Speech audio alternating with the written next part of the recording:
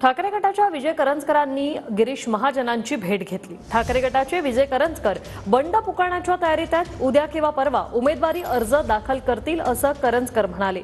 पक्षप्रमुखांनी मला लोकसभेबाबत सांगितलं, पण तिकीट कापलं, कुणाच्या सांगण्यावरून माझं तिकीट कापलं माहित नाही असं करंजकर म्हणतात।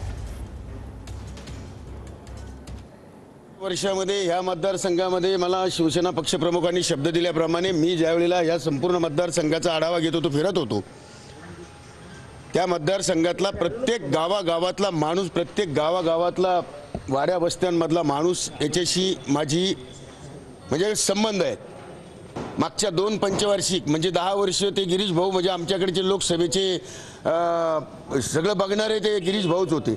त्याच्यामुळे त्यांचाही अनुभव नाशिक लोकसभेचा चांगला आहे। मग आत्ताच त्यांची माझी भेट पण झाली आहे।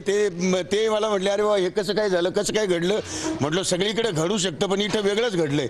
त्याच्यामुळं मीही त्या सगळ्या गोष्टींचा उहापोह करण्याऐवजी आढावा घेतोय आणि येणाऱ्या काळामध्ये काय होईल, काय माझे कार्यकर्ते असतील, माझ्याबरोबर काम करणारे पदाधिकारी असतील किंवा वेगवेगळ्या क्षेत्रामध्ये काम करणारे लोक असतील, त्यांचं मार्गदर्शन घेऊन मी येणाऱ्या काळामध्ये जे मला करायचं ते मी निश्चितपणे करल। मी या मतदारसंघामध्ये निवडणूक लढवण्याचा मानस केला होता। पक्षप्रमुखांनी मला सांगितलं होतं, वर्ष 1.5 वर्ष मी फिरलो। मुळात म्हणजे मला हेच समजत नाही की कसं अचानक कोणाच्या सांगण्यावरनं, कोणाच्या माहितीतनं माझी उमेदवारी कट केली गेली आणि डायरेक्ट दुसऱ्याचं नाव डिक्लेअर केलं गेलं।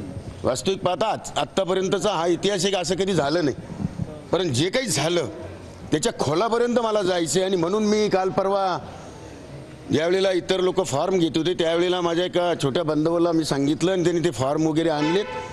आता बघू उद्या परवा तेरवा जेव्हा वाटेल, जेव्हा फॉर्म असेल त्यावेळेला मी फॉर्म भरेन।